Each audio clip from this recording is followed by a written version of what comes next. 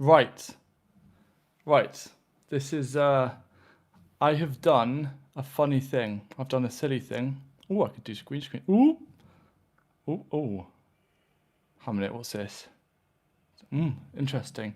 I have done a funny thing, which is, I have, for whatever reason, this is new to me, I accidentally have set this as portrait when I very much wanted to do this as horizontal. But I can't. I don't think I can change that, which is annoying. But that's okay.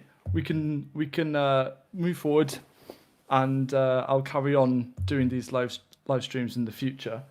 Um, oh, that's really annoying. But that's okay. That's part of technology. That's part of the joy of things. Let's see the chat how this all works. Hopefully, let me know if there we go. Live chat. Virtual works great for phones. Yes, it does work great for phones. What I was really wanting to do though was have this up as like a hour to an hour and a half long video that hopefully people can find useful on like watching on TV or something like that. So in the future, it is going to very much be horizontal, and I can learn from my mistakes. But we're going to get started. You can see I've got a bit of a tea towel here because this is my microphone. Boom, entering, and hello. I'm going to start saying hello to everyone. So we've got Lola, Kathy, Jane, and Margie, and William. Good morning, good afternoon. Hello, everyone. Hi, Pete or Peter. Hello, everyone. Tewkesbury, Karen from Tewkesbury. Okay, so slight change of plan for those of you just joining. This is meant to be horizontal, but this is new to me. I am planning to do stop the stream and start again. I tried. It wasn't letting me. So I'm just going to go for it. You've all made your time here. The last thing I want to do is mess up your time anymore. So what I am going to be doing is I'm hoping to do a stream like this on a weekly basis, particularly throughout the winter months, focusing on a lot of different topics that we can look at and that we can explore. And today very much is about strategy for the coming kind of growing season. And one of the big things for me that I hope is, and that's why I was a bit frustrated about the horizontal thing, is that I want this to turn out to almost be like a bit of a course or something that people can just listen to and enjoy. So we're going to go into it, and just so you know, you can ask questions as I go along. Okay, so please ask questions. I'd really like that. Hello to everyone. We've got people from Kentucky, Singapore, Michigan, Sue from Shetland. Yes, must be pretty dark up there. Hysterics from Yorkshire. Pauline, this is great. And someone from Carmarthen, so just down the road from me. Okay, right.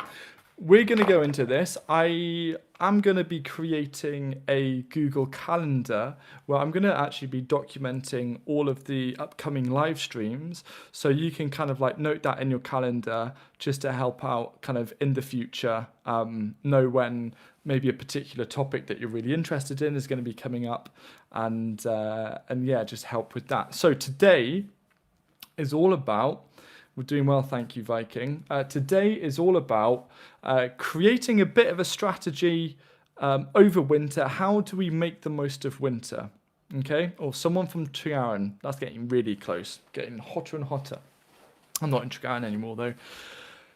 How do we make the most of winter? Okay, that's a really, really important thing. You see, winter, I always joke that winter is the gardener's summer holidays, right? It's actually a chance where it's like, you know what, we've got some time off. There's not too much to do. there are some jobs that need doing, but there's no kind of sense of urgency. You know, like in peak summer, you've got to do watering, you've got to do harvesting, you've got to do all of these particular things. But winter, it's a different shift.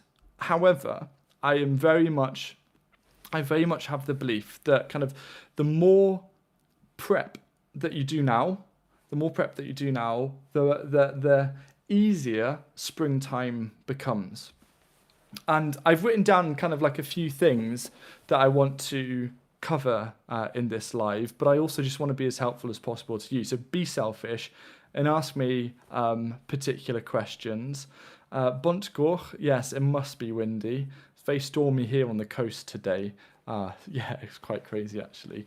So yeah, what I want to go through is kind of just initially a bit of a review of the previous growing season, and make sure that for next year, I'm kind of keeping on track of the things that I want to do, because I am one of those people that will get an idea and I'll just go for it, and I'll kind of ignore the fact that maybe doing that will take me away from my core goals.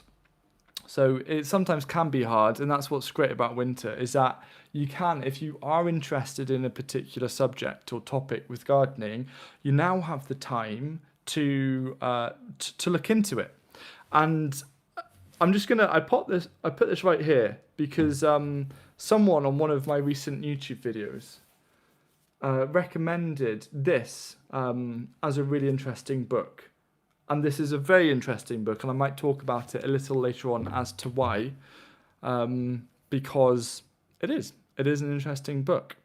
Now, for the questions here, why are my sprouts taking so long to produce sprouts? I don't know. I don't know. Sometimes they can take longer. The problem. I can't even speak funny. I think, yeah, sometimes my brain runs so fast that it takes a little bit of time for my words to catch up. So one of the problems that I actually had this year with my sprouts was that they actually were ready too soon, which I am a little annoyed. I'll still have some sprouts. I still do have some sprouts, but yes, that'll work. Could I extract the audio? Potentially. Add some slides. It's a bit of work. We'll see though. We'll see what happens. Actually, this is just an experiment. This is the test, and hopefully things will improve in time, because at least in the vertical format, you don't have to see my not so happy houseplants. Oh, that's enough. Okay. Right. Now, the first thing, and I want you to get involved with this, okay? I would really, really like to have, when I'm asking these questions, I'd like to have you answer them as well. So if you can do that, that would be really, really nice, okay? So the first question, or the first thing to do before thinking about kind of moving ahead, is that we've got to review a little bit about this previous growing season. What worked well, what didn't work well, and you got to be honest about this, okay? So my issue with the last growing season, in terms of a review, I won't start with an issue. I'd just say it was fantastic. It was really, really dry in springtime, which was hard. But then summer was nice, autumn was nice, and we didn't have the first main frost for quite a while. So as a growing season, it was great. I was just a little bit kind of miffed that my my apple trees that I'd planted 3 years ago weren't any older, because it would have been like an absolutely amazing glut. So yes. Now, a couple of questions coming up. Do you know if I can garden beneath a black locust tree? I have also read that it's toxic. It says you're using probably metal raised beds. Yeah, I would say it's the toxicity might be coming from the leaves. I also have seen people grow under trees like that and still, grow things. Things have appeared.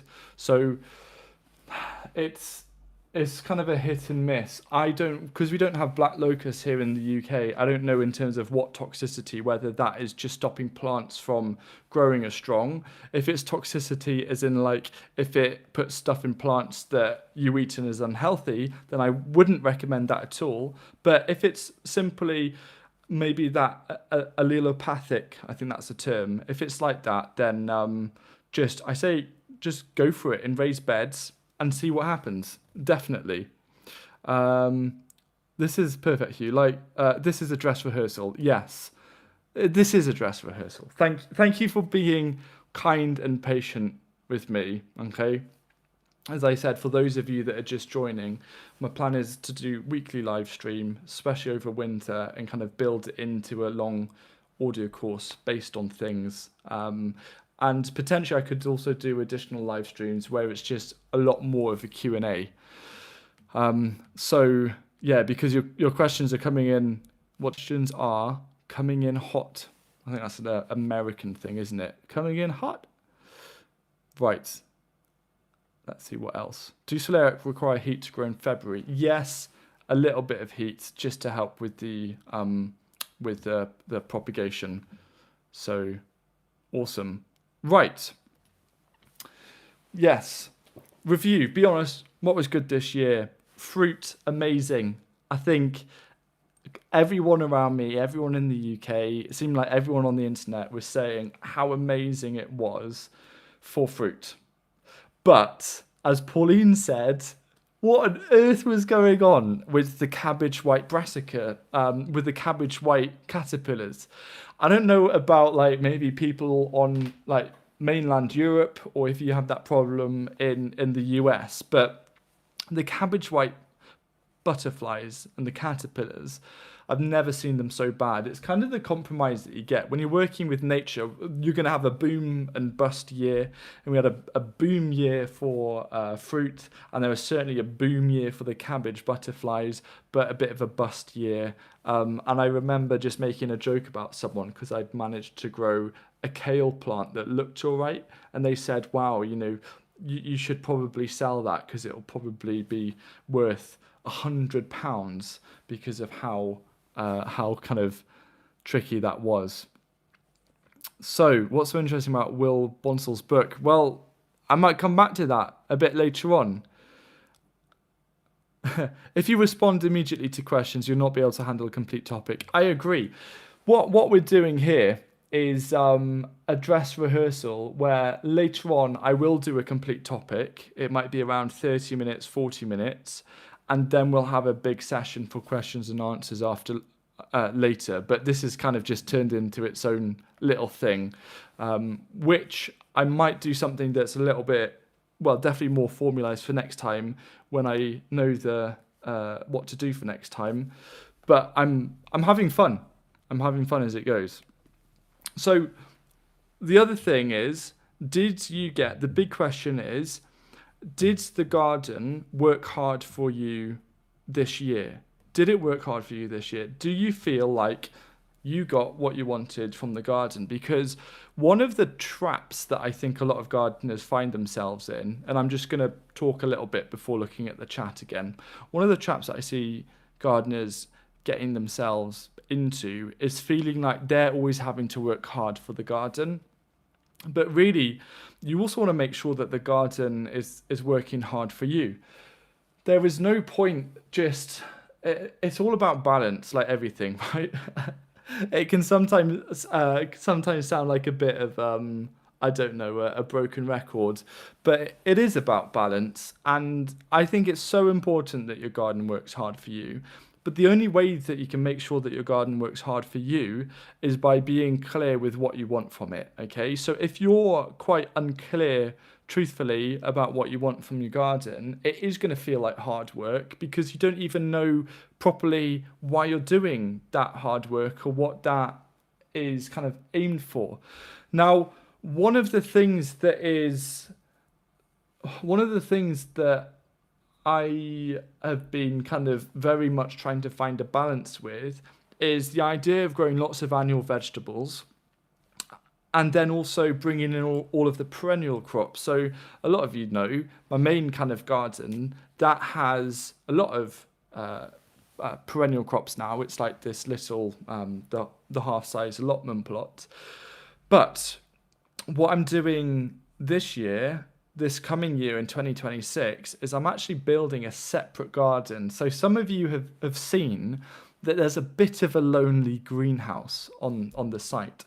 So what's happening is that the plan is to create a garden around that. I'm using Edge and probably maybe like slate as like a nice footpath surface. Gonna be hazel hurdles. It's gonna feel very, very different to my kind of run-of-the-mill kind of utility kitchen garden.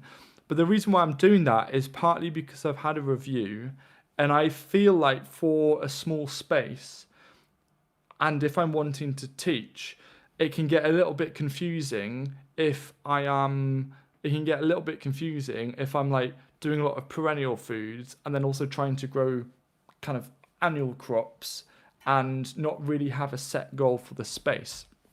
Now, there is nothing saying that you can't have a set goal for your space, which is just experiment as much as possible. That's fine. But also at the end of the day, for me, I am wanting to grow food, and it's kind of easier to separate some things purely in terms of management. Like polyculture is brilliant, but there comes a part where with polyculture, it actually gets far too confusing or far too confusing to properly use and apply. Like if you're growing 5 different things within a square foot, then harvesting becomes quite tricky. Whereas if you're growing kind of different rows of things that are repeating, there's at least a bit more efficiency, a bit more of a pattern, and it's trying to find that balance. So instead of trying to bring in the perennials into my half-size allotment plot, what I'm doing is I'm creating a separate perennial food garden, and the half-size allotment plot is going to be very much going back to my roots of annual vegetables and using that as hopefully a really useful teaching location. So that's like the main thing for me, is I felt that in terms of doing this honest review, I felt that my main garden didn't have enough of an identity. And what actually happened was I slightly abandoned it. It didn't have enough of an identity. I slightly abandoned it. There is a video on YouTube of me trying to rescue this abandoned garden. But that's what happened. And that's okay, because my favourite saying for gardeners that maybe are like, oh, this failed or something didn't quite work out, my favourite saying is, don't worry, there's always next growing season, or don't worry, there's always next year, because at least we kind of work in a cycle. So that's my review. What didn't work was that I didn't actually create enough of an identity for the garden. And so instead, and the reason why, like, look, I have this field, I can, and I, you know, if there's a new project that I want to do, I can create a new garden.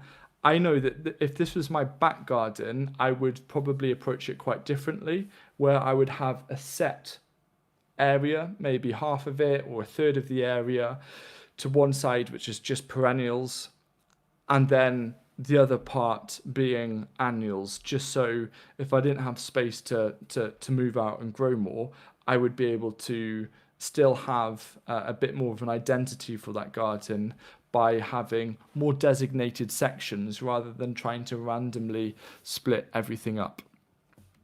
Now I'm going to go and look at some of your questions coming through. I am sorry if I miss any, because it's just me as a one-man band, and yes, we will see. We'll just do some questions. For those of you just joining, slight change of format, just because Hugh here, Silly Billy, forgot to put on the settings when creating this live stream that it was going to be horizontal. Okay, nice. So a question here. Oh, someone, Zoran Balkan Boy, Hello, everyone in the chat. First time taking part of a live stream. That's brilliant. Philip says, great to have you back doing these chats. Yes, I'm going to be doing it hopefully once a week.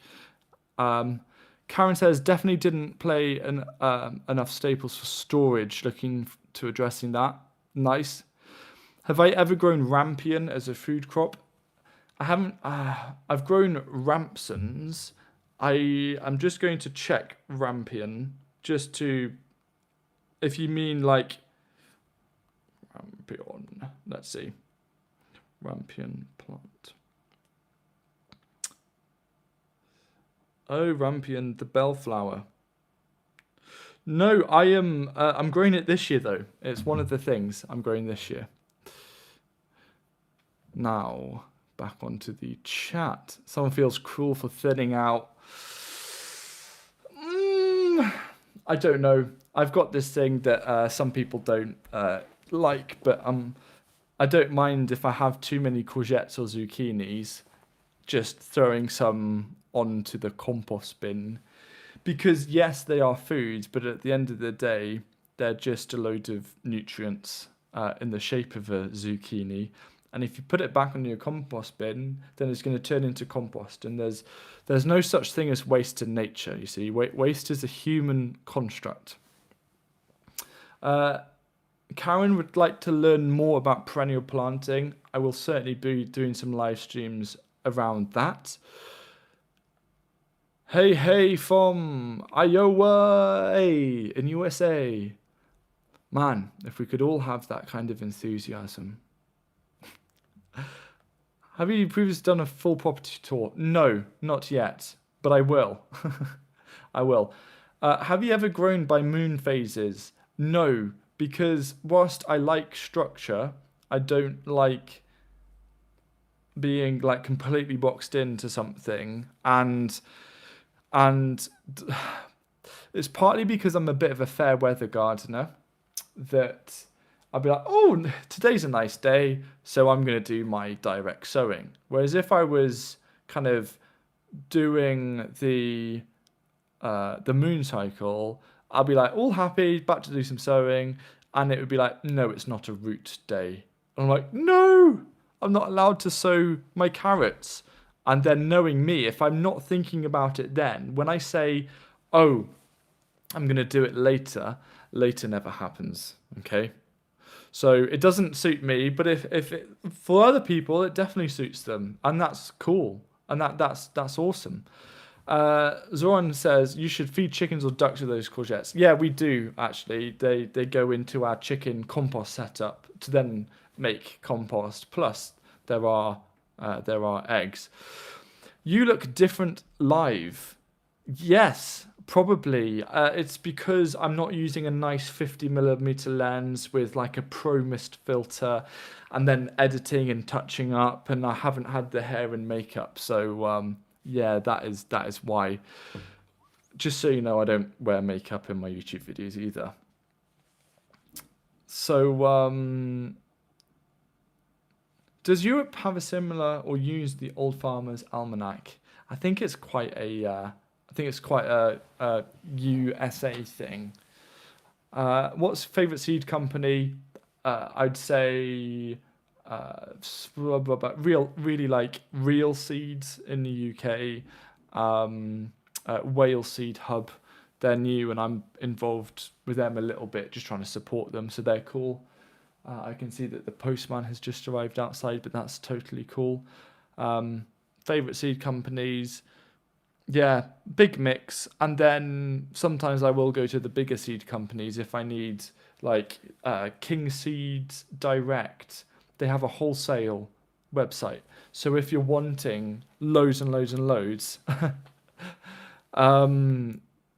loads and loads of things, like a big grower's pack of beetroot or leeks or anything like that, then buying it from their wholesale is so much more effective, because out of kind of, there's a balance of, yes, I want to always do the right thing, support the right suppliers, but I've also got to be realistic with my growing. You know, I can't be chucking endless amounts of money to my growing, and there's certain things that have to give.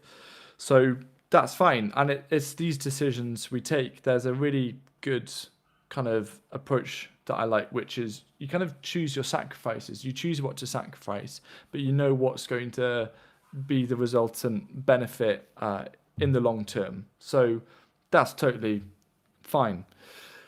On the makeup now, you can't backtrack. As I said, I'm actually not on makeup.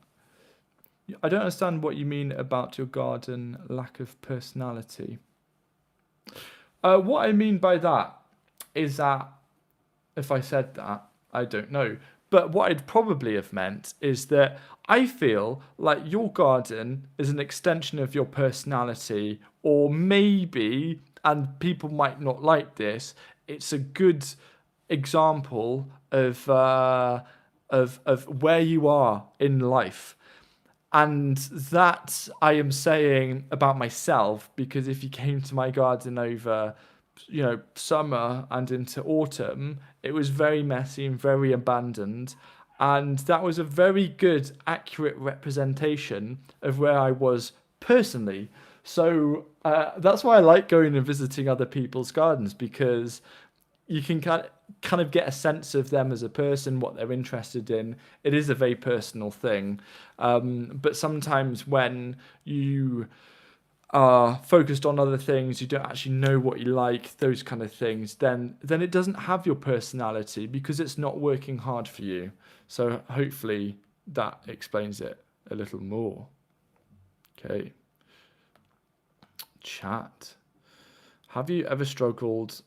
No one said my garden is a wreck. Have you ever struggled getting sweet corn to germinate? No, I haven't actually. I would just use a bigger module tray. I find those trays way too small, particularly for sweet corn. The issue with really small module trays is that they dry out so much faster.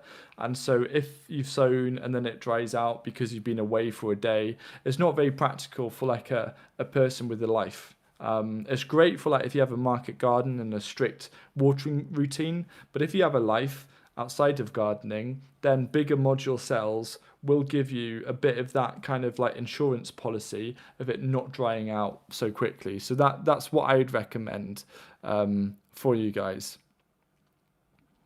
Typically see that you have raised garden beds in your greenhouse. Have you ever done keyhole garden? Yes, I love keyhole gardens. I'll be doing more keyhole beds in the future. What's one thing we should do now to have the best possible start in spring? Very, very simple.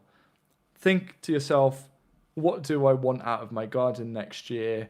And make sure that every decision you make based off sowing seeds, soil prep, what videos you watch is aligned with that. Okay, that is like the absolute minimal nutshell kind of advice that I would give. We'll go on to another question actually, because what I would say is winter, with it being that time to reflect, it's also that time to plan about what things might be worth improving in your skill set. So I'll come on to that in a second, just checking some of the others. Are pallet collars a good way to establish productive garden at low cost?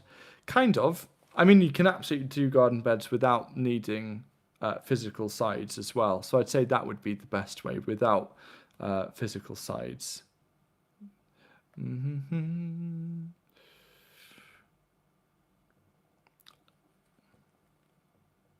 Cool.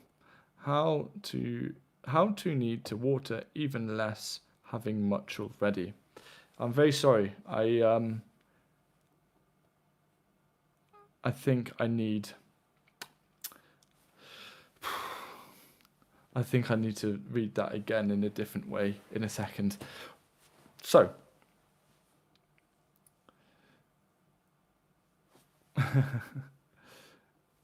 So why don't you show us your entire homestead? I don't have a homestead. I've got a field that I rent. So the field that we're doing all of the growing and all of the gardening, there's a long-term lease on that, and there's like 16 more years, but I don't own it. I live in a one-bedroom flat, which is where I am now, and yeah, so that's why there isn't a homestead tour. We'll do garden tours in the future, but I've just been waiting for the rest of the site to kind of catch up a bit and develop, because it just started off with a big blank canvas, which is kind of totally overwhelming, but really, really fun as well. Yes, Vince Panda Who. Love your videos about mulching. Advice for next best thing if you're struggling to find enough material for 5 to 7. Interesting. 5 to 7 centimeters. I'm going to just check something, because I asked people on Substack if they wanted to put in any questions, which I'm going to do now very quickly. And that reminds me of one of them. And then we're going to go into the next part of creating the strategy. Thank you. I'm excited for that book too, obviously. Here we go. I'm struggling to source enough material to mulch my beds. What's the next best thing I can do? What I would say is, if you can buy a bale, if you could buy a bale of straw that is organic, or at least hasn't been sprayed, like an organic bale of straw or similar, that is going to be so much cheaper than buying bags of compost. And it's still no. Yes, I am. Anyway, that's beside the point, guys.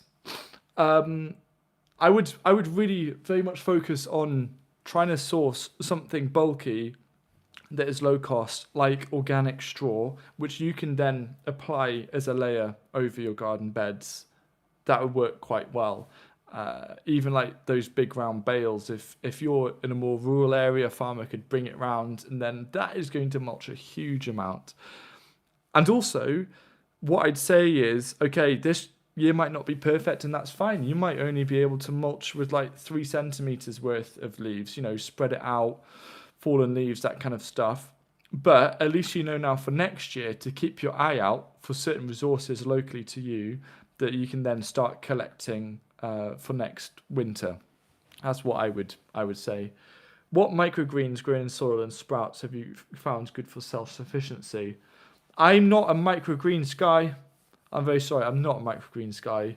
The only microgreens I kind of like are like pea shoots, but I don't grow them as a microgreens.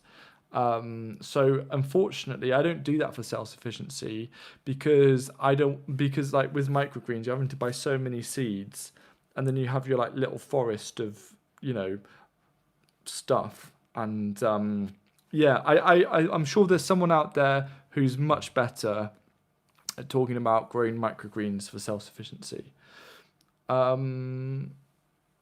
Winter sowing for spring planting in milk jugs. I won't have.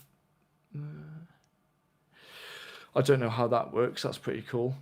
But I don't know for the person asking about Northern Vermont. I don't understand how they're doing, how that is possible without bottom heat or without any form of heat of starting your tomatoes in February. However, milk jugs are definitely a really, really good vessel for propagating seedlings. Definitely if you have the tops, you kind of cut it in half, and then you just create a little mini greenhouse, which works really well.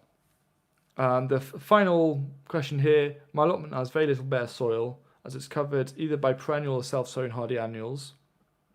I find it hard to pull them out for next year.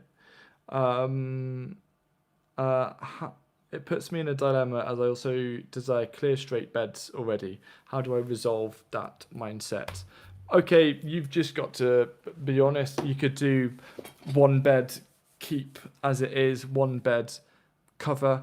If you've got weeds growing in your ground right now in your garden, they're actually helping your soil, because soil at the end of the day, it is designed to have plants growing in it. It is designed to have those interactions with plant roots. So if you have weeds that are growing, then you can always have the weeds in, and then just kind of I'd say maybe, and towards the end of winter, you could then put over a few layers of cardboard and just leave it on for maybe 4 to 6 weeks to kill off most of the weeds, take it off, pull out anything that might be remaining, and then plant into that. So that's a good way around. Okay. Right. Just bought a bale of straw today, £5 Worcestershire. I like it. Can you guys say Worcestershire? It's amazing how much you do with this little piece of land. Yes, trying to. Thank you. Carton boxes spread out, also good. Right, I am getting. This is it. Like with gardening, that you have to understand is that my advice over time will ebb and flow, because the more I try and the more I understand about something, then it might bring up something that I haven't thought about before. And cardboard boxes are one of those things that I don't think I want to get into now, because yes, that's a whole other kind of question. Now, I am going to ask the next thing. Very, very simple challenge, okay? Very, very simple. Thinking ahead of next year, what is the single greatest bottleneck? What is your single greatest bottleneck? Because what I would say, right, is you'll have your goals. You know what you might want to be doing, but all of that is going to be limited by something that is holding you back. And everything is a system, and in permaculture, you're looking at all of those little elements, and you're looking at where is there maybe a bottleneck or a limitation. So the other thing to really be honest about, ready for all of your winter prep and planning, is next year, what's the one thing that's going to hold you back? It might be space, it might be time, it might be money. Let me know. Type down what is the single bottleneck, the biggest kind of thing that will limit you next year, because hopefully I can help with that over future live chats, so I can do these as particular subjects for future live chats.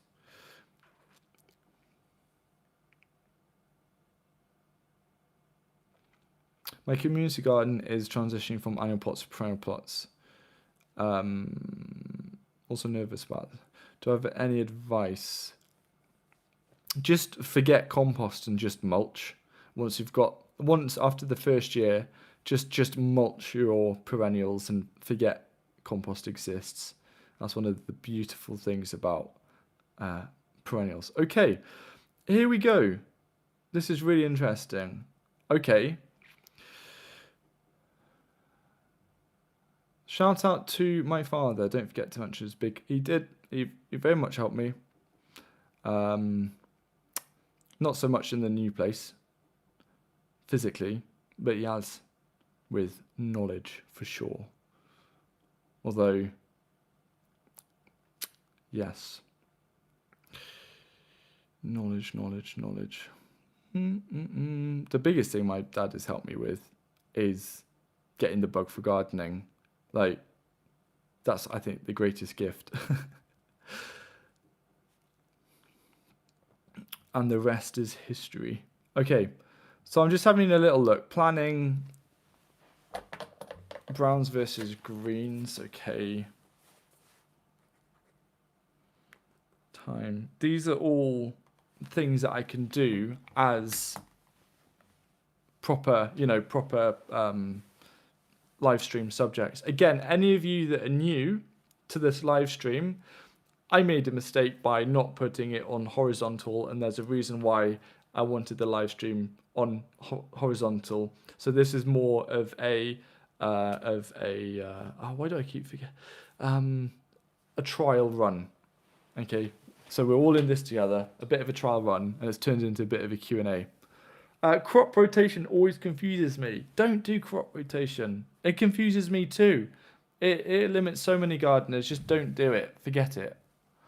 If you're growing like if you're growing using succession planting, where when you plant one thing and something else gets harvested, where you plant one thing, you harvest it, and then you transplant something else, you're already kind of splitting it up. Crop rotation is great for kind of large scale organic agriculture, but it's such a waste of time for gardeners. It's one of my kind of annoying gripes with organic gardening that I have.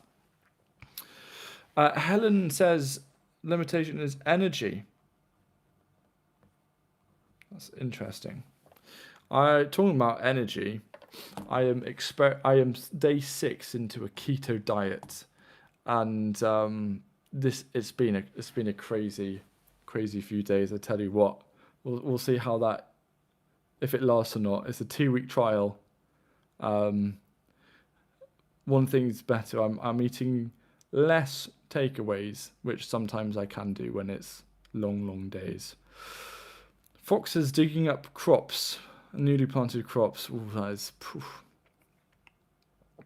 limiting factor. Mostly growing in shade. Planting something in the wrong place. And someone also says planning as well. Okay, planning. Planning is a big one.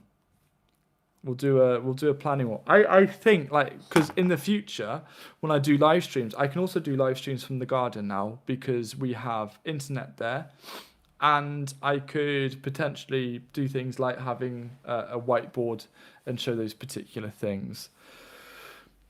I'd love a live on alternative yields and inputs. Oh, interesting. All of these things, alternative inputs and yields, I like that. Overwhelm. I'm with you there, right? Too many ideas, too many spinning cogs. Okay, so what you're doing right now, okay, is you're identifying or you're noticing what is already going to be holding you back next year. So instead of just thinking, that's going to be holding me back next year, winter is the time to put in plans, whether it's learning new skills, whether it is finding cat deterrents, whether it's considering getting a dog, but then that will create other problems. Just being aware of what's holding you back is so useful in anything in life. Because you've got 4 or 5 months to try and get things to make it easier. For example, you might want to build, for example, cat litter. You might want to actually, around your raised beds, create these mesh kind of lids in a way. And yes, they might not look the nicest, but it is about choosing your sacrifices. And if it means by creating those mesh lids over your bed that you can grow food, and if you didn't do that, then you can't grow food, then for me, if that choice was there, I would definitely pick the mesh beds, the mesh lids, and grow food over not growing food whatsoever. I lacked mindfulness, being out there with what I'm doing today, and this very moment, I'm not stressed about to-do lists too much. Follow through, not keeping up, and then playing catch up. Okay, cool. Right, the next thing is, so you looked at bottlenecks. Thank you for sharing.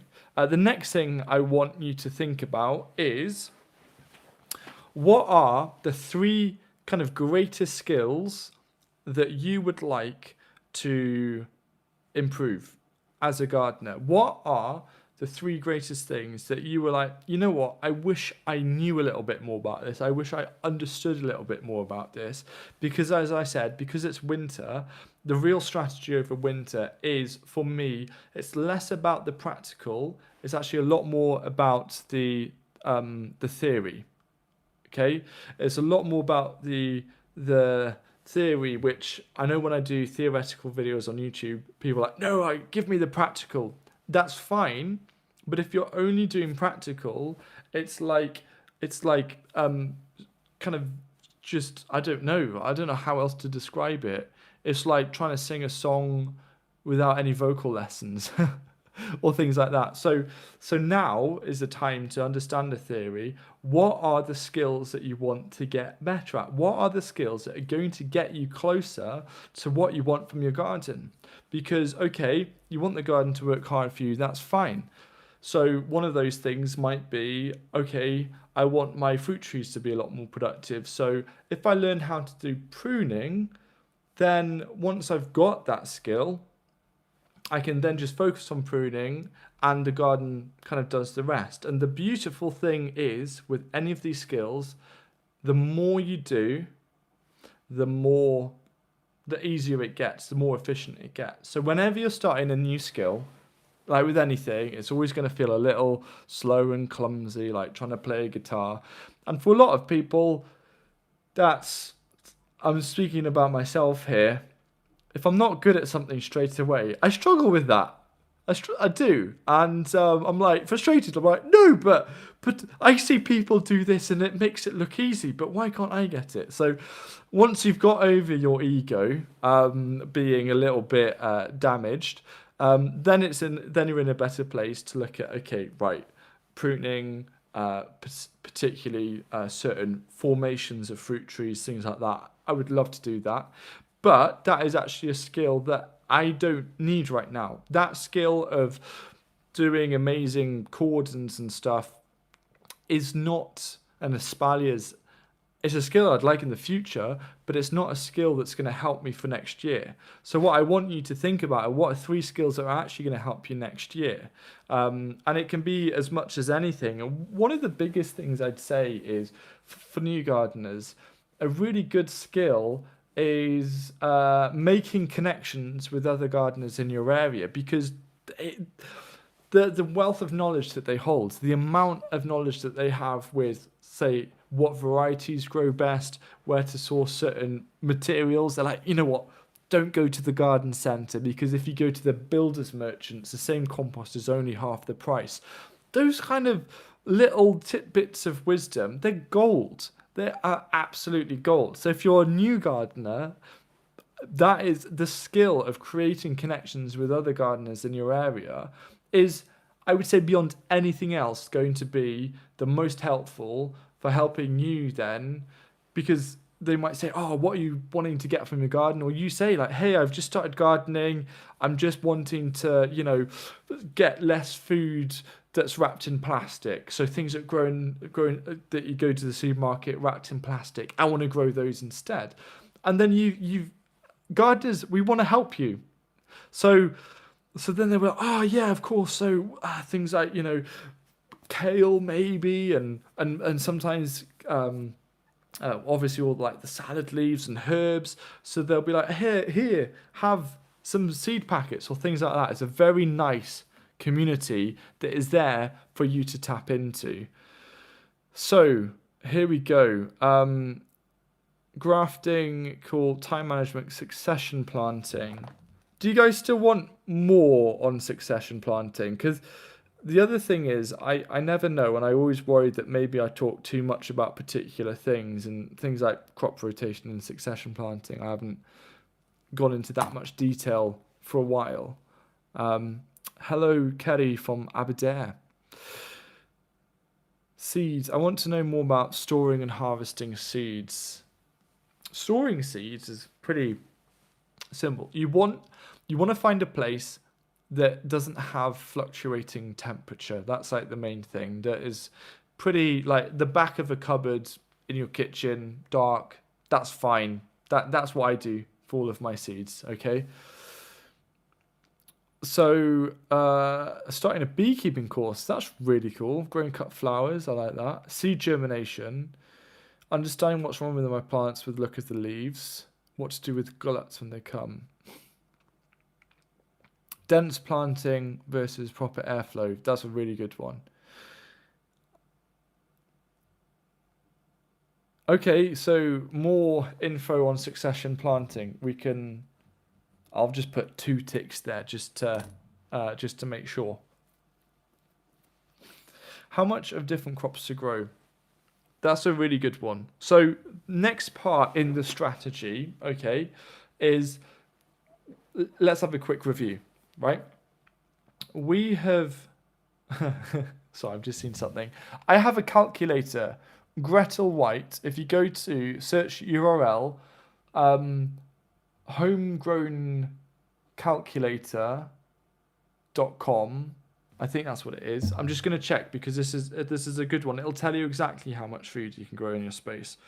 Yeah, homegrowncalculator.com. You can use that. So we have reviewed what worked really well last year, what didn't really work well last year, what is our single biggest bottleneck or limitation for next year. These are all things that you should be writing down.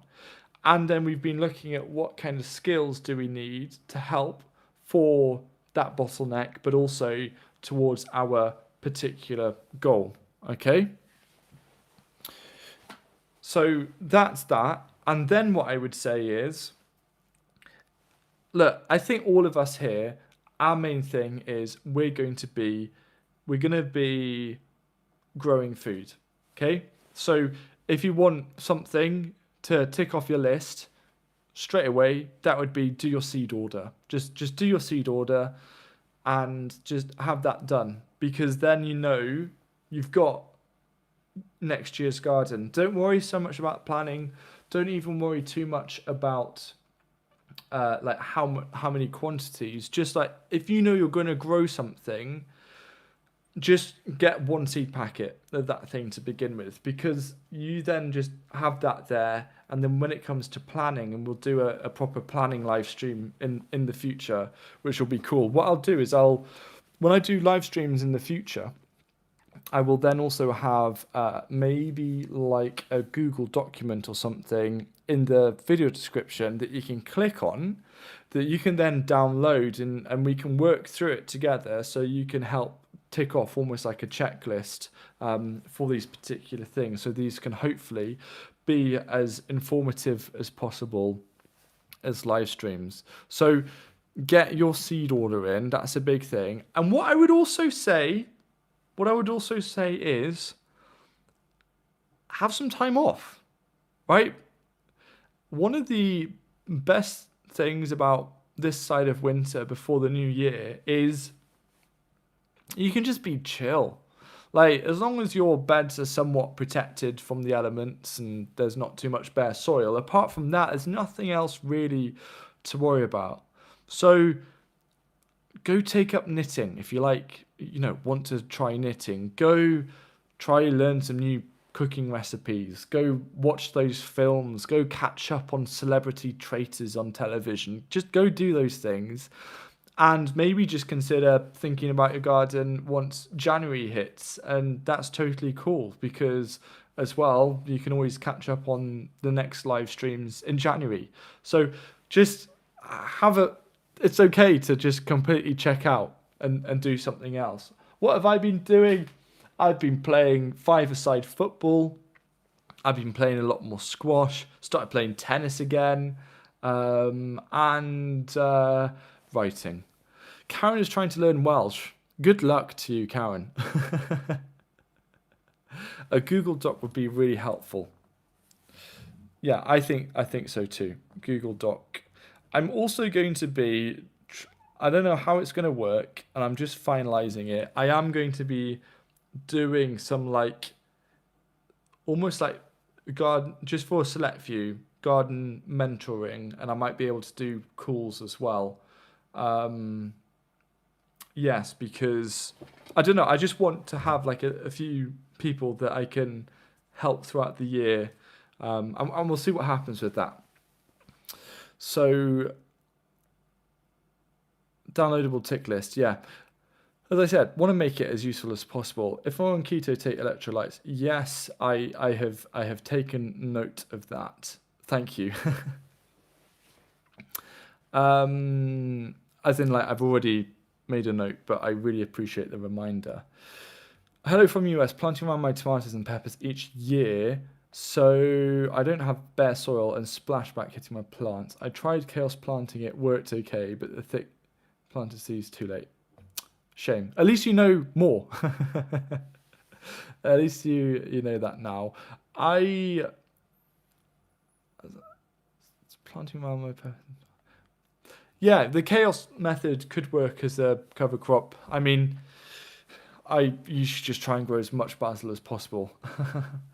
The estimation is very general. It's very general because I tried to find a number that would say this is going to be a garden that is growing things like potatoes, carrots, and stuff, but it was also going to be growing things like your salads in a balanced way and growing some like edible flowers and herbs. So I took all of those numbers, which are in the book How to Grow Food, which you can pre-order, and I do recommend it because I don't know how.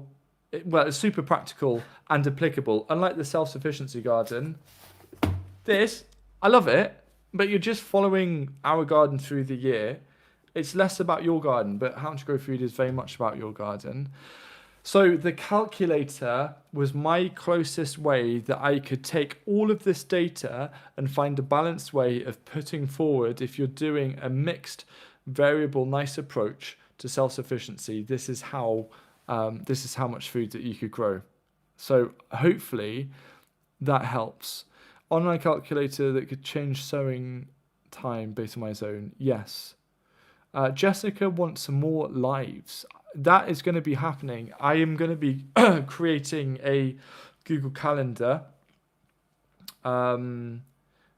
which will kind of show when new lives are coming through, just so you can kind of make a note on your own calendar, or you can just say yes, going, and then you'll get a notification for like when it's about to start. And I'm going to map it out. I've really enjoyed this conversation. I'm going to keep on going for a little bit.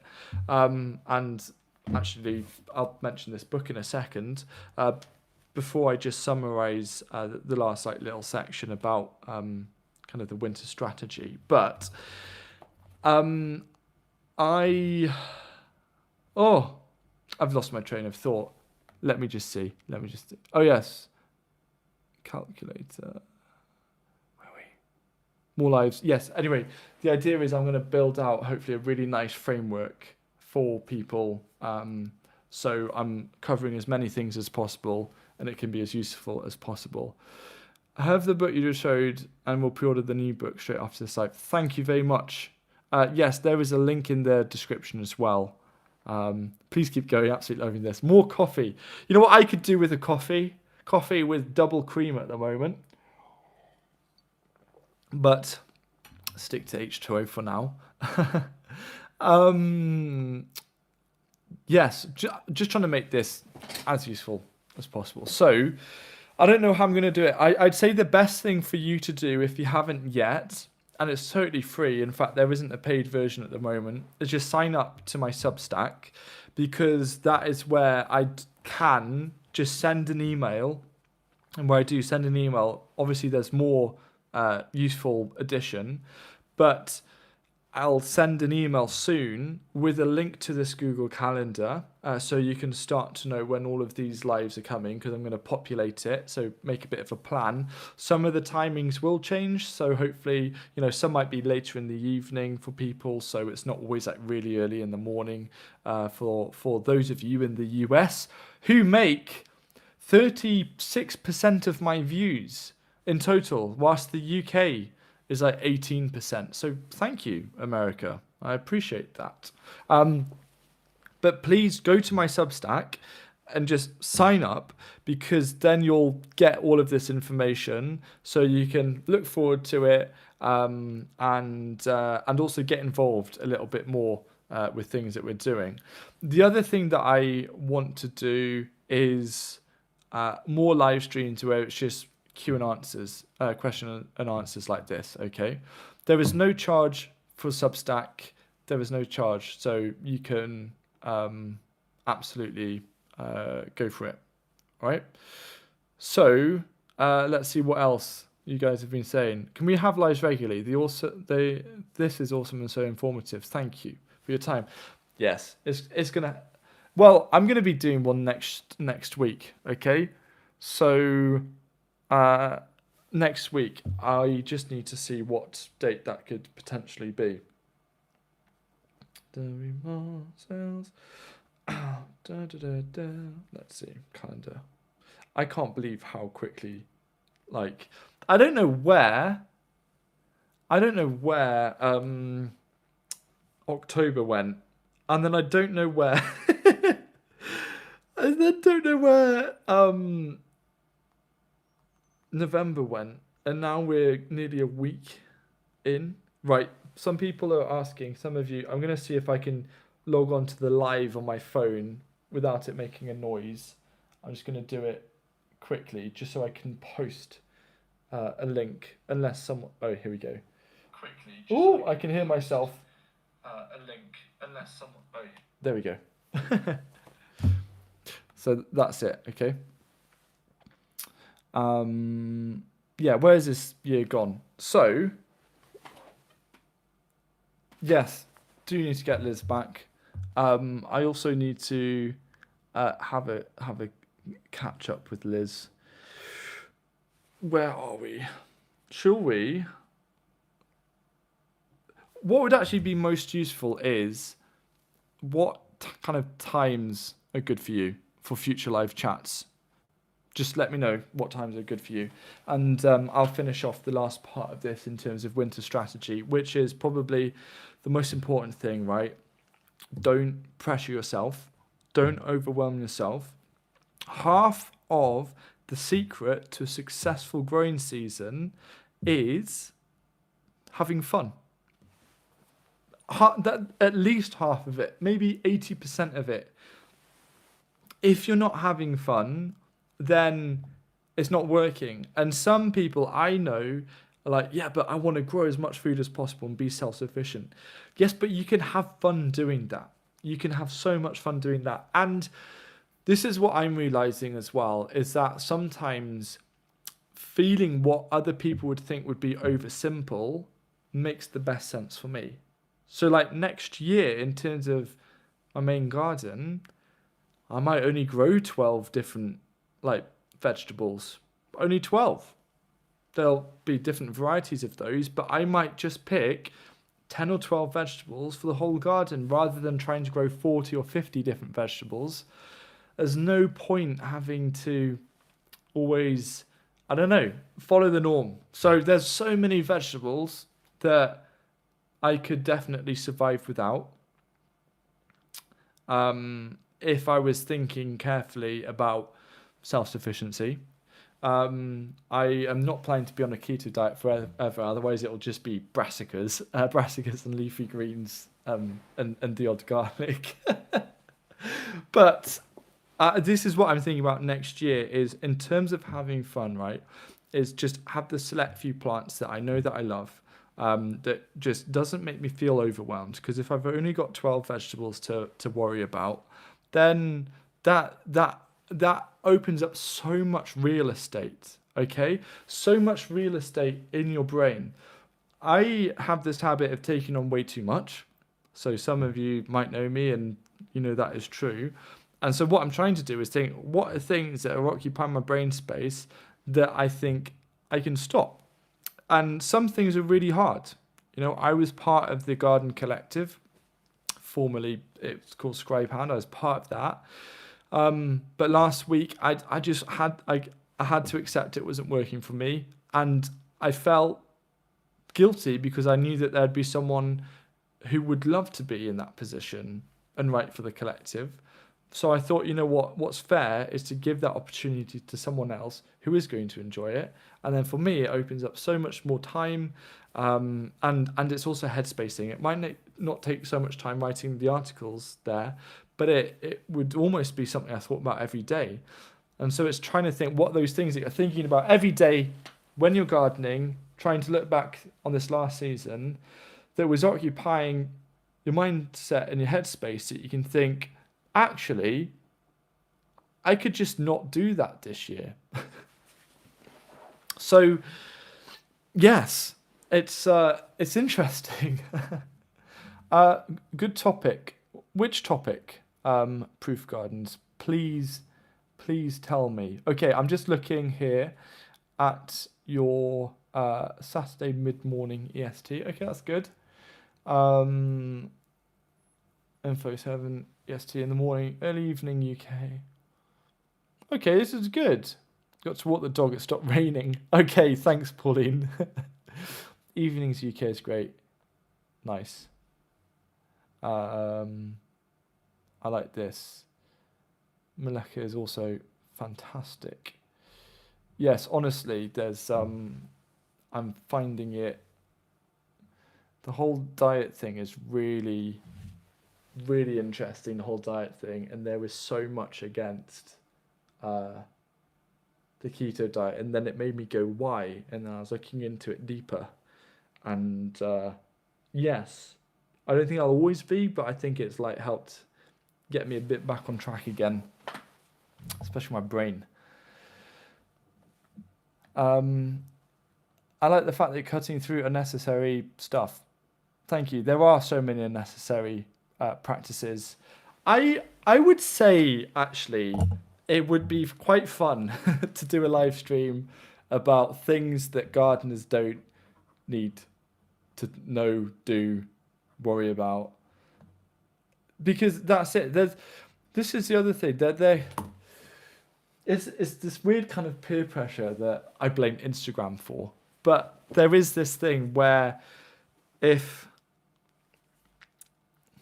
someone was like, you know what, this year I've only grown 7 vegetables or 7 crops, people are like, oh, you're not spreading out all the risk and all of these particular things. Yes, we will boycott vertical hue, right? Next time, Kenny, it's going to be horizontal, right? That was my own fault, and everyone here knows that I'm annoyed about that.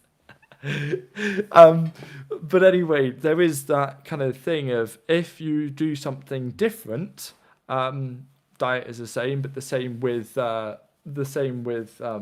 growing. People don't like that because it's not familiar.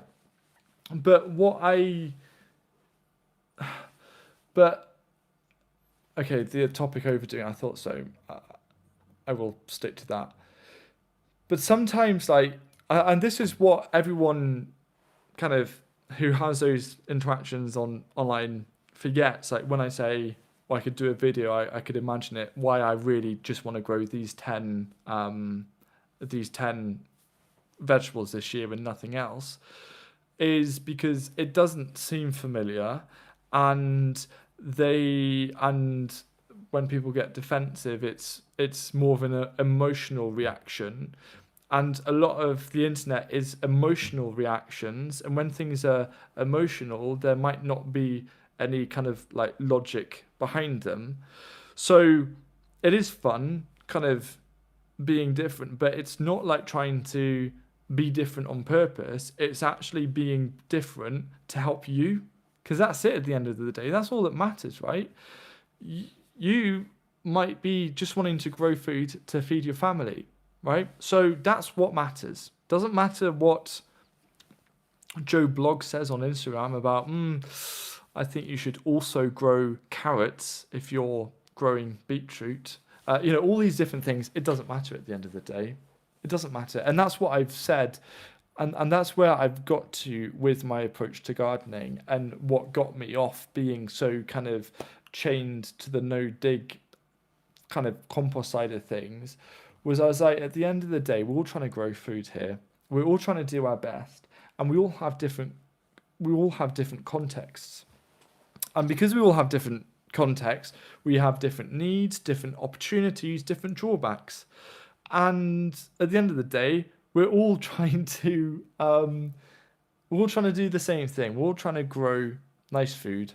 So let's just stick to that and not worry too much. And I think it is really important to know that there are a lot of things that you have the power to say, nah, not doing that. Nah, I can't be bothered. There is no shame in not being bothered doing kind of particular things, okay? It's fun though as an exercise. It's fun like looking at everything you're doing and saying, what could I live without? What couldn't I live without? And that would give you a really good plan for your future years. Right, I'm just looking at a particular who loves the garden. Oh, that's cool. Yes, that's it as well. Adapting vegetables to suit your goals. Um, Look at that. You see, keto from Jan and lost 4 stones. Blood works are perfect. It is. Look at the sardine challenge. If you haven't, look at the sardine challenge. Sounds crazy, but that's cool. I find I overwhelm myself. Sorry, I laugh because this is so relatable. Maleka says, I find I overwhelm myself with my enthusiasm. Guilty as charged. There you go.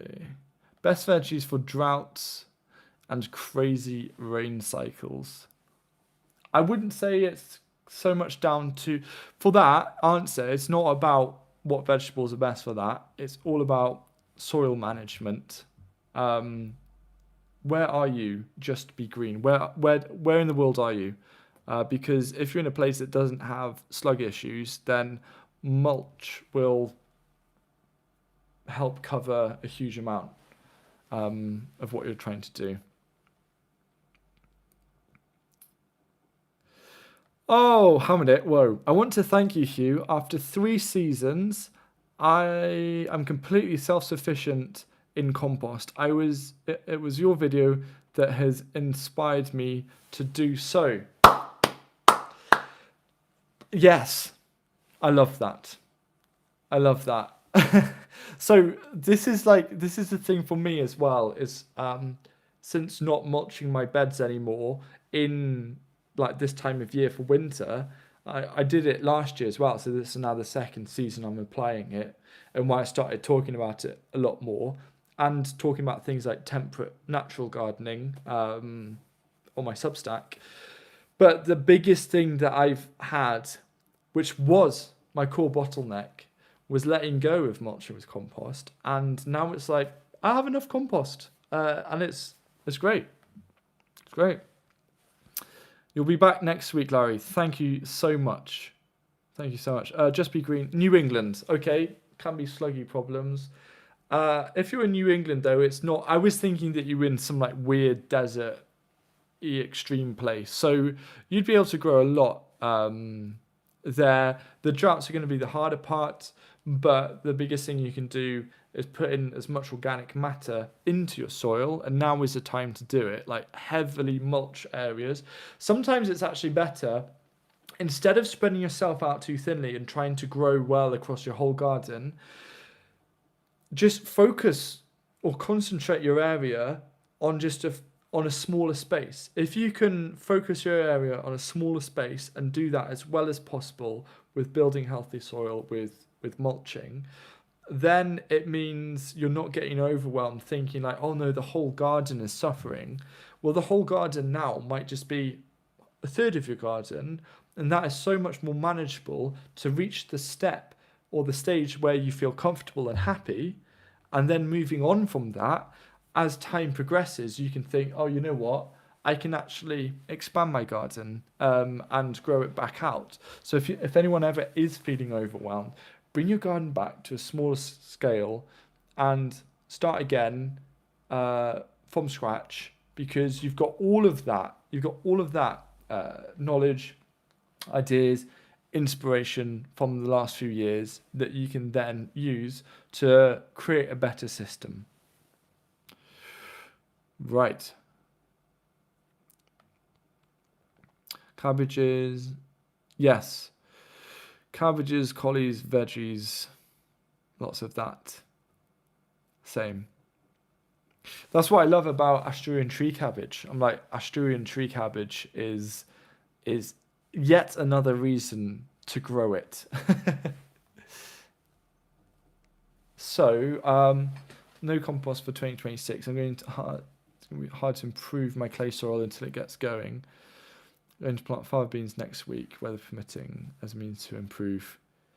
Yes, if you can though, like we spoke about before, if you can get like a couple of bales of organic straw or anything like that and just mulch your beds to begin with, that now will slowly break down and help, and you can always rake it out of the way, and then you've got some brown material that you can then start to use with green materials for compost. That's what I would try and do.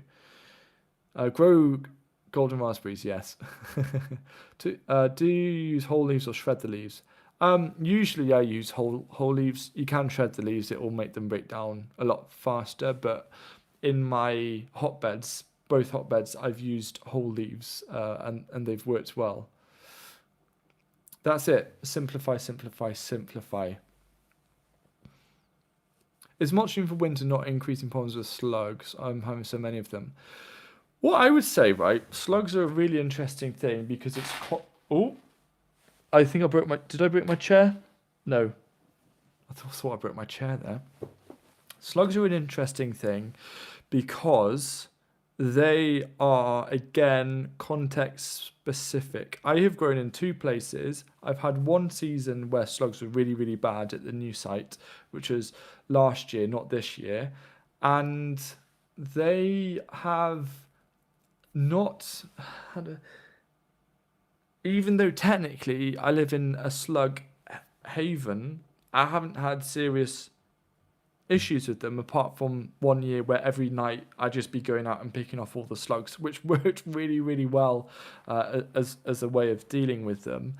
But it's a thing about ecosystems, I think, and that things like what Joshua Sparks is doing in Devon, he had slug problems really bad for the first 2 or 3 years, but he had faith in the system, and now it's very much paying off, and he doesn't have the slug problems. And you would go there and you would be like, I can't believe there's any plant still standing. So the slugs is I think about that kind of environment and ecosystem that that you create, and it'll be really interesting to look into that a lot more.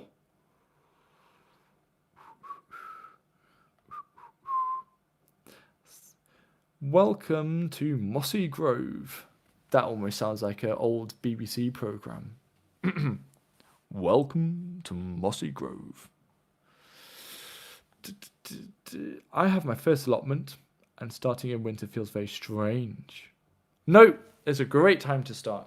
No compost just yet, but using a handful brought in compost at the bottom of every hole I plant in. Great! Perfect! Keep going. Great, that's it. Zuzareka Mecca, whatever. Zuzarumek uses EM. That works great. Effective microorganism. Here we go. Are there some trees to avoid when turning them into mulch? Yes, there are certain trees to avoid, probably like black locust or black walnut. But yeah. Trish, I've got an hour-and-a-half interview about the grower of the ecosystem, which is now slug-free. I want you to search Joshua Sparks. Joshua Sparks. Sparks is in Sparkes, and then Natural Farming Pioneer, and you'll see this video come up, which is a long conversation I had with him, and we go into slugs, so that'll help. Tons of horse manure. How thick would you recommend layering for a no-dig garden? Put in horse manure now. I would probably say 7 to 10 centimeters, so 3 to 4 inches. My parents used to have cows back in the day, and kind of every winter we'd put on a lot of cow manure, and that was great. But as Garden Grower says, Garden Grower 24, nervous to use cow manure because you don't know where it comes from. Is there any rational concern? There is definitely. And I would say that it's all about where you source something from. And that's why... Garden Girl. Hello. Yeah, that is why like sourcing is so important, knowing where it comes from.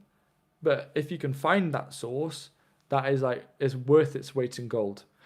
There is no harm in asking people. I used to I used to have this like massive kind of, still do in a certain way, but this massive fear of rejection.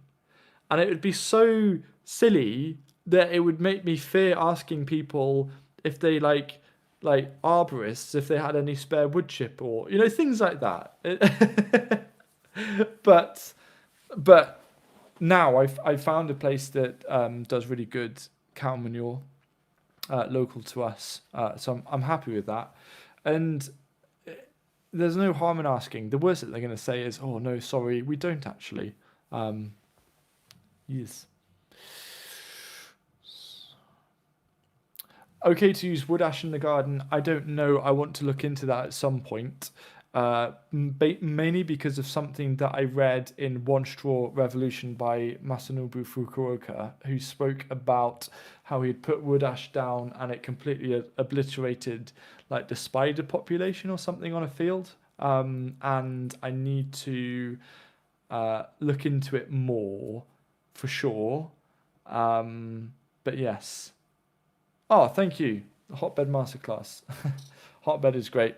Jack First has just got a new version of his book out, his Hotbed book. I left it at the garden, but he asked me to write a forward for it, which was very kind of him, and I did. What an honor. Okay. Awesome. All right. What I'm going to say is, put your last few questions. Any questions about anything, go for it. And I'll wrap up in about 5 minutes. And I will get to work with, just for those of you that don't know or come in, on Substack, I'm going to be announcing, and it's all completely free, I'm going to be announcing, I've got it. I've got you, Jennifer. Announcing future live streams. This is going to be a very much a regular thing over winter into early spring, an hourly thing. Next time it will be horizontal. The start of it will be focused on a particular topic that I'm going to be teaching. And then after that, it'll open the space to questions, and there'll be associated resources with that as well. This book, Will Bonsall, is something I've written a couple. You might find it interesting on my Substack about the idea of mulching and this kind of concept that I have of temperate natural gardening. And someone had mentioned to me about this book, saying that that Will has a whole chapter about him using leaves as a mulch in the garden, and how he sources his leaves and how he uses that for building up kind of soil and all of these things. And his book is honestly fantastic. Goes into a lot about green manures, looking absolutely cool with the scythe. It's the only reason why we have scythes. It just looks really cool. But here we go. There we go. Really interesting. If you're wanting, I mean, I feel like there's so much that I can learn from this book. Innovative techniques for growing vegetables, grains, and perennial food crops with minimal fossil fuel and animal inputs. So it's his guide to radical self-reliant gardening. This is my read. This is my skill. One of the 3 skills that I've chosen for this winter is to read this book. So yeah, it's already, some of it has been so fascinating, especially if you like geeking out a little bit like me, and how nitrogen reacts with like just covered ground without even, like, somehow nitrogen can stay in the ground without biology. And anyway, enough of that for now. There you go. Let me check your questions. Sorry, shown on the screen backwards. The title is Will Bonsall's Essential Guide to Radical Self-Reliant Gardening. Okay. Here we go. I'll go on super mode. Do you have a favorite apple variety to grow? Yes, Ashmead's kernel. Ashmead's kernel is absolutely glorious. It is like such a nice eater. I love it. If you want something a little weird, a little bit different, Pitmaston pineapple. It has a very noticeable pineapple flavour to it. Do you think biochar is worth it? Do you still use? I use a bit. It's just there's lots of things that I like to do, and I need limited capacity. And I think biochar is really interesting in the right places, particularly if you have really poor quality soil.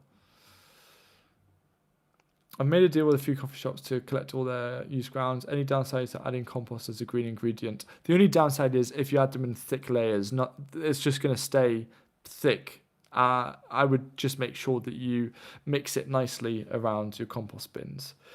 Oh, brilliant. Thank you, Karen Brooks and Inventional Thinking. Thank you both. How would I improve the soil for next year? Just do what nature does. Cover it with organic material and let nature do the rest.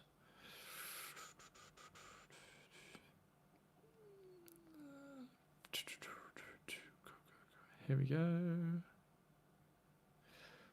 Is there an app where one can input their zone and it will give you a suggested yearly planner for gardening? What I'm doing with Will, my colleague Will, some of you might know him, he films some of my YouTube videos, he's mainly on the Dovey plant side now. But I was we're making a really interesting app, which is fun.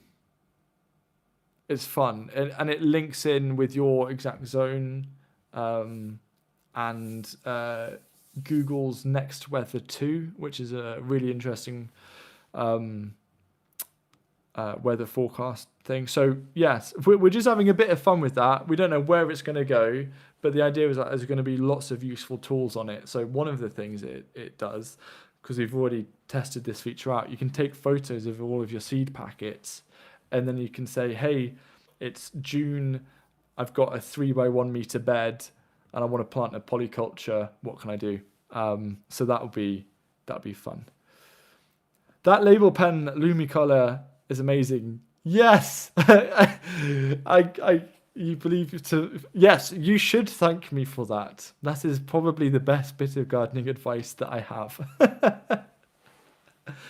Hello, Matt. I hope you're keeping well. So yes, that's all funny. Do you use any way in the garden chicken manure? Only for the chicken composting, so it's all broken down really, because I put all of the materials in for the chickens. They do their thing, create the compost, and then that compost goes back onto the garden. Okay. Let's see. Just see if there's anything else. All right. So I'm going to say goodbye. I'm going to say thank you. I'm going to say goodbye. I've got my neighbour is coming round for some food later, so I need to start cooking and get ready for that. Oh, Wrexham are up 1-0. I'm sure a lot of Americans might know of Wrexham, the football team. I'm sorry if I spoilt it. I will be back next week. We're going to do a live next week. It's going to be a little bit different.